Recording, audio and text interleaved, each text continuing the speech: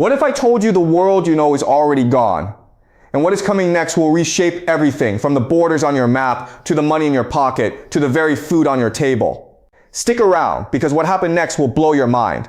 Right now, at this very moment, something seismic is unfolding across the globe. The old order, the system that has governed international relations for over 3 decades, is collapsing. And I need you to understand something critical before we go any further. This is not a temporary disruption. This is not a blip that will correct itself once negotiations conclude or treaties are signed. This is the end of an era. If you are captivated by understanding where our world is truly heading and want to see more eye-opening analysis of the forces reshaping civilization itself, smash that like button and let the algorithm know you are paying attention. Every click helps spread awareness about the transformation humanity is about to face. Now, let me be very direct with you. If you genuinely believe that next week or next month, the major powers will simply sit down, shake hands, and restore the global order we had before, I do not know what to tell you.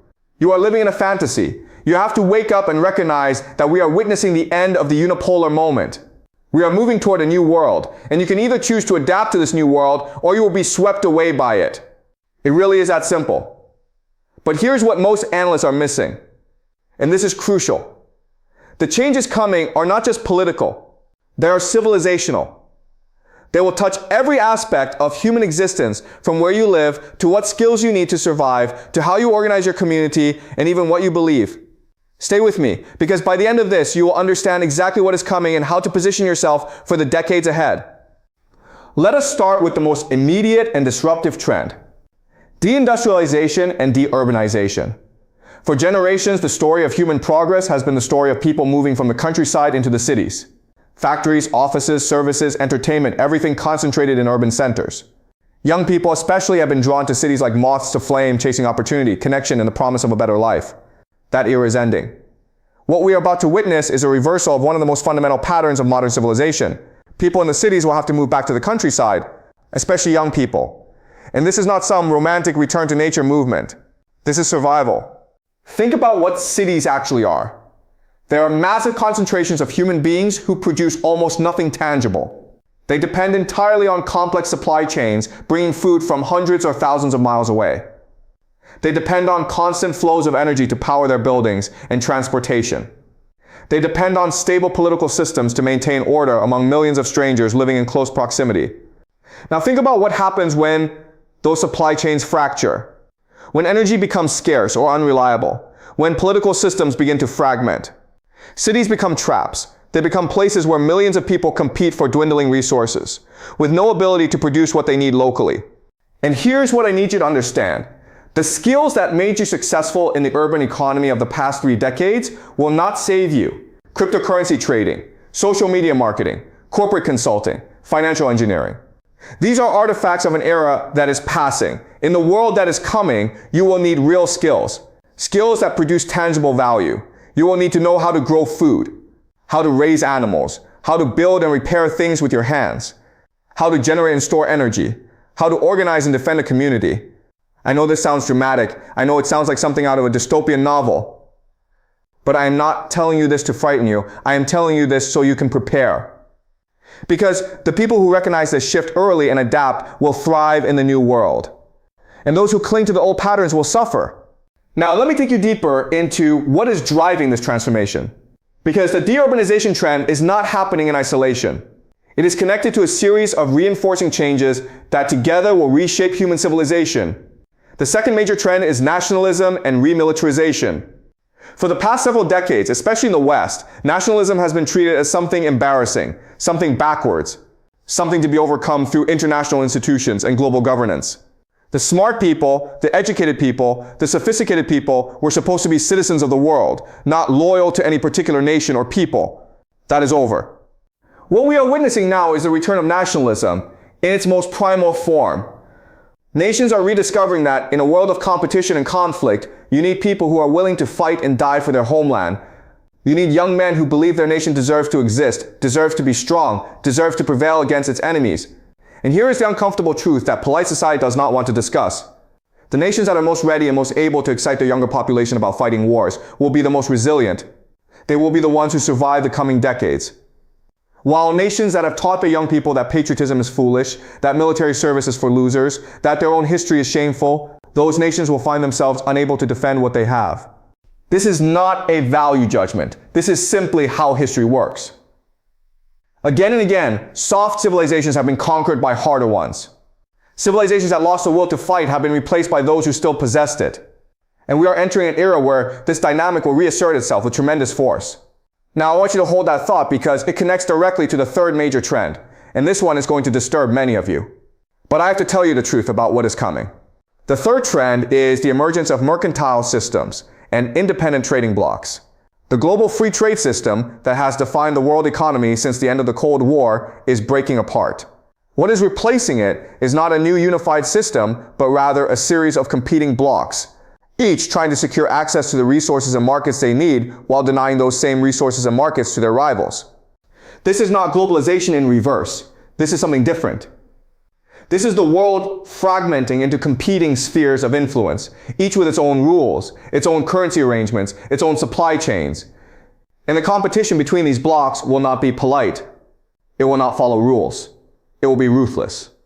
Which brings me to the fourth trend, and this is where things become truly dark. Resource wars. For the past several decades, we have lived in a world of apparent abundance.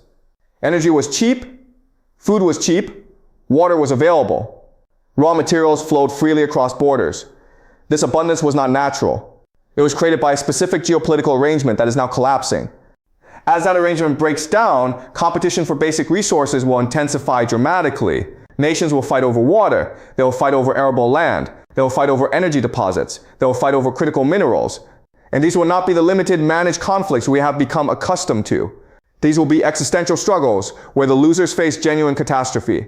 And I need to prepare you for what that means in human terms. Famines will return to regions that have not experienced them for generations. Genocides will occur as populations compete for survival. And here is the part that most people cannot even bring themselves to contemplate. Slavery may return. Stay with me here because it's important. For most of human history, human beings were the cheap energy source. Before fossil fuels, the only way to get large amounts of work done was through human muscle power. And the most efficient way to organize that was through slavery. The abolition of slavery was made possible in large part by the availability of cheap fossil fuel energy. Machines could do what slaves once did, and it was more efficient. But what happens when fossil fuel energy becomes scarce, expensive, or unavailable? What happens when supply chains break down and complex machinery cannot be maintained? The historical pattern suggests that in those circumstances, societies revert to using human labor in its most coercive forms. I am not saying this will happen everywhere. I am not saying it is inevitable. But I am saying it is a possibility that we must mentally prepare ourselves for. Now, if you are still with me, I know this is heavy. I know it is not what you want to hear. But understanding these trends is the first step toward positioning yourself to survive and even thrive in the world that is coming. And trust me, there are opportunities ahead for those who see clearly. Let me continue with the fifth major trend. Mass migration on a scale we have never witnessed. The resource wars I just described will hit certain regions harder than others. Particularly vulnerable are areas in the global south that are already struggling with water scarcity, food insecurity, and weak institutions. As conditions deteriorate in these regions, hundreds of millions of people will attempt to migrate to areas they perceive as more stable and resource-rich. Primarily, that means Europe and North America. Now, I want you to imagine the political dynamics this will create. Populations in Europe and North America are already stressed by economic stagnation, political polarization, and declining living standards. Now add massive waves of desperate migrants from collapsing regions of the global south. The political systems of the receiving nations will face pressures they are not designed to handle. Populist movements will surge. Borders will harden. Violence will escalate. And this connects directly to the sixth major trend: revolution, civil wars, and political instability in North America and Europe. These are not stable societies. Beneath the surface of apparent normalcy, tremendous tensions are building. Massive inequality between the wealthy elite and everyone else. Massive corruption in political and economic institutions. Massive stagnation in living standards for ordinary people. And overlaying all of this, an aging population structure where the baby boomer generation refuses to retire from positions of power. Think about what this means. You have people in their 70s, 80s, even 90s who control the wealth, the political power, and the cultural institutions. Their brains are not functioning at peak capacity. Their worldviews were formed in a completely different era. They have no personal stake in the long-term future because they will not live to see it, and yet they cling to power while younger generations face diminishing prospects and mounting frustration. This is a recipe for chaos. This is a recipe for revolution. And I believe that over the next 10 to 20 years, we will see serious political upheaval in nations that today appear stable. Not just protests or elections that change parties in power. I mean, genuine systemic breakdowns, civil conflicts, the fragmentation of existing political arrangements. Now, before I continue, I want to pause and make sure you are grasping the full picture. Because all of these trends I have described are interconnected. They reinforce each other. Deindustrialization makes cities unsustainable. Nationalism creates the psychological conditions for war. Resource competition drives conflict. Conflict creates refugees. Refugees destabilize receiving nations. Destabilization leads to political collapse. Political collapse accelerates deindustrialization. It is a spiral, and we are already on it. But here is what I want you to understand. Within this chaos, new forms of order will emerge. New structures, new communities, new identities. And this brings me to a trend that may surprise some of you. The seventh major trend is the resurgence of religion. For the past century or so, at least in the West, the dominant assumption has been that religion is fading away. That as societies become more educated, more scientific, more modern, religious belief naturally declines. The future, we were told, belongs to secular rationalism. That assumption is being proven wrong before our eyes.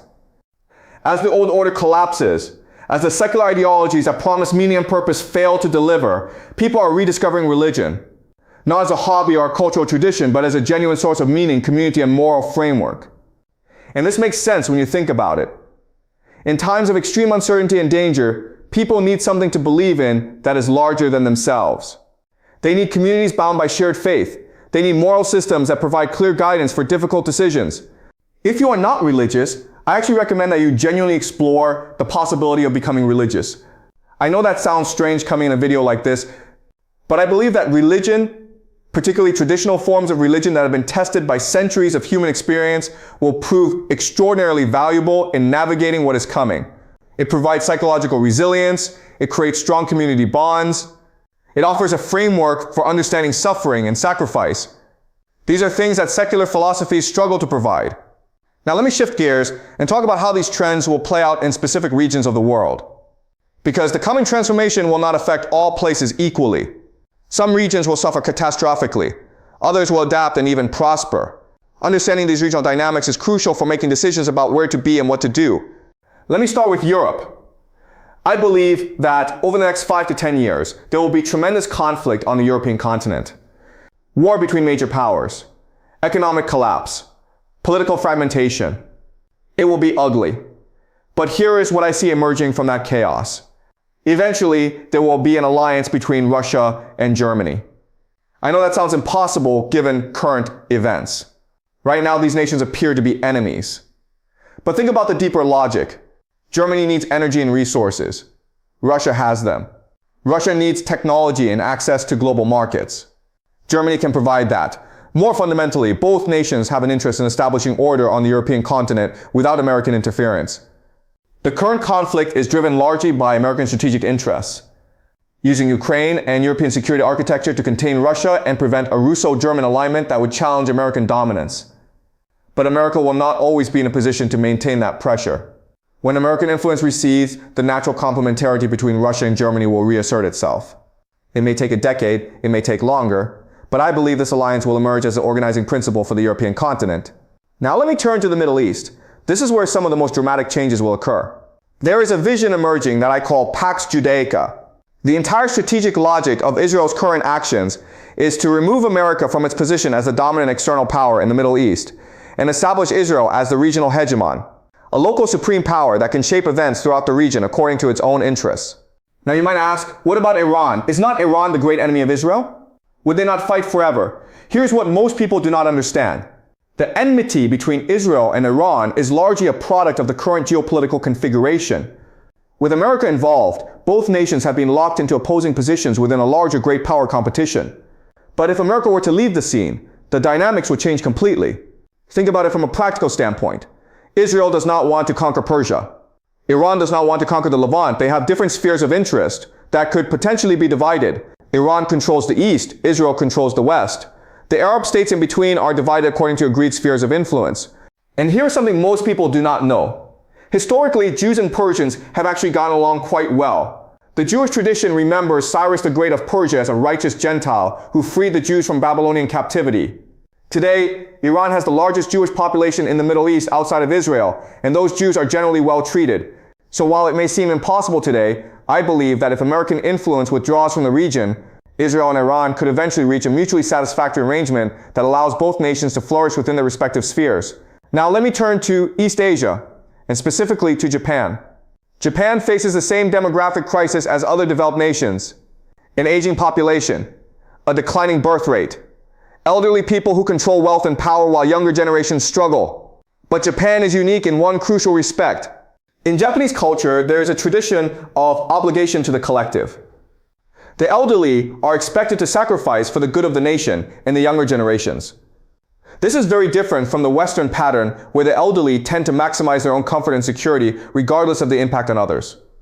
I believe it is possible that Japan will be the one developed nation where the generational transition happens peacefully, where the elderly voluntarily step back from power, where resources are reallocated to support the young. This will require a kind of cultural revolution, but it is within the range of what Japanese society can accomplish. Every other developed nation will likely need crisis, conflict, or war to achieve this generational transition. Japan might be the exception. Now let me turn to America, and here I have a perhaps surprising message. Of all the major nations and regions in the world, America is actually the best positioned to survive the coming decades of tribulation. Think about America's advantages. It is protected by two oceans. It controls not just its own territory, but effectively dominates the entire Western Hemisphere from Canada through Central America, and deep into South America, and deep into South America, and deep into South America. It has unlimited resources, unlimited land, a population that is still growing, and perhaps most importantly, Americans are the most creative, entrepreneurial, and energetic people on Earth. When faced with challenges, Americans innovate, they adapt, they overcome. I would never bet against America. But here's what I think will happen. America will need to transform its identity in order to survive the age of tribulation. The secular global identity of the post-World War II era, what we might call Pax Americana, is exhausted. It no longer inspires. It no longer provides meaning. It no longer commands loyalty. What will replace it, I believe, is a renewed American identity rooted in Christianity. This may sound strange to secular observers, but think about the patterns of history. When civilizations face existential crisis, they often experience religious revival. The shared faith provides the social cohesion, the moral framework, and the transcendent purpose that allows people to sacrifice for something larger than themselves. I believe that Christianity will be the force that rebuilds America after the crises of the coming years. The American Holy Empire, if you will.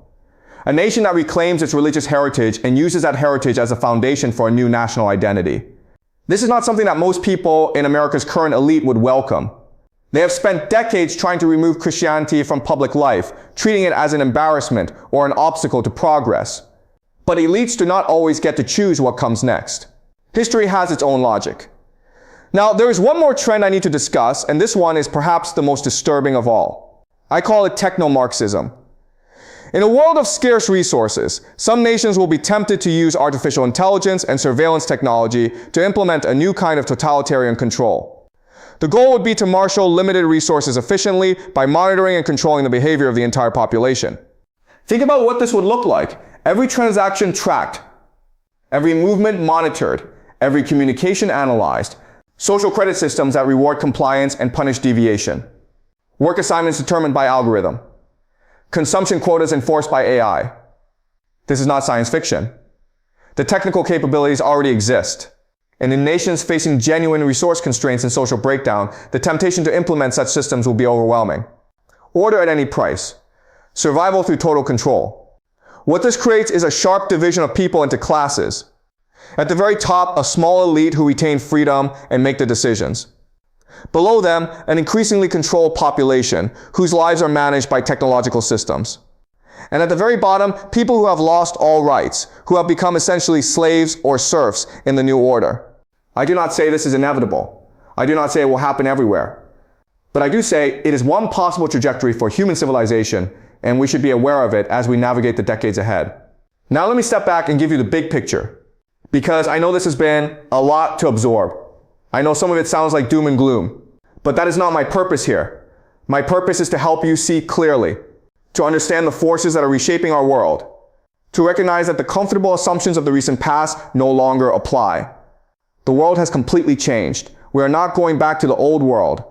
We are going to a new world. And what this new world will look like is something that we can choose to influence through our actions, our preparations, and our decisions. The geopolitical situation is constantly in flux, constantly dynamic. You cannot easily divide nation-states into permanent enemies and allies. Alliances will constantly shift over time. The nation-state system itself may break apart into more resilient communities, perhaps even city-states. Think about China during the Warring States period. Think about Europe in the 1930s. Think about any period of history when the old order was collapsing and a new order had not yet emerged. That is where we are now. That is what we face. Everything you have been taught in school, everything you understand about the world, everything you believe to be true about how politics and economics and society work. Much of it will prove to be wrong. You have to open your mind and be ready for constant flux, constant change, constant adaptation. Now I want to leave you with some practical thoughts about how to navigate this. First, develop real skills. Skills that create tangible value in any circumstance. Growing food, raising animals, building and repairing, medical knowledge, mechanical knowledge. These things will never become worthless. Cryptocurrency trading might. Second, build community. Real community. Not online followers. Not social media connections. Real relationships with real people in real places. People you can trust. People who share your values. People who will stand with you when things get difficult. In the world that is coming, isolated individuals will be helpless. Communities will survive. Third, consider your location carefully. Where you live matters enormously. Cities that depend entirely on complex supply chains may not be the safest places to be. Regions with adequate water and arable land have advantages. Distance from conflict zones matters. Think carefully about where you want to be when things become unstable. Fourth, take your health seriously. Physical fitness. Mental resilience. The ability to handle stress and uncertainty. These things will be tested in ways they have not been tested for generations. Prepare your body and your mind. Fifth, and this may be the most important, find something to believe in that is larger than yourself. Whether that is religion, or nation, or community, or some other source of transcendent meaning. You will need it. The coming decades will require sacrifice. They will require courage. They will require a reason to keep going when things are difficult. That reason has to come from somewhere deep inside you. The old world is ending. The new world is being born. And right now, in this moment, you have the opportunity to understand what is happening and position yourself accordingly. The people who refuse to see, who cling to the illusion that everything will go back to normal, they will be swept away by events they never anticipated. But the people who see clearly, who prepare thoughtfully, who build wisely, they will not just survive. They will shape what comes next. That is my message for you. Not despair, not resignation, but clear-eyed understanding of the challenges ahead, combined with the knowledge that challenges also create opportunities. History does not end, it transforms. And within every transformation, there are those who rise to meet the moment. I hope you will be among them. Do not stop here. The world is full of forces and dynamics waiting to be understood. Click on the next video and join us as we explore even more about the transformation reshaping civilization and what it means for your future.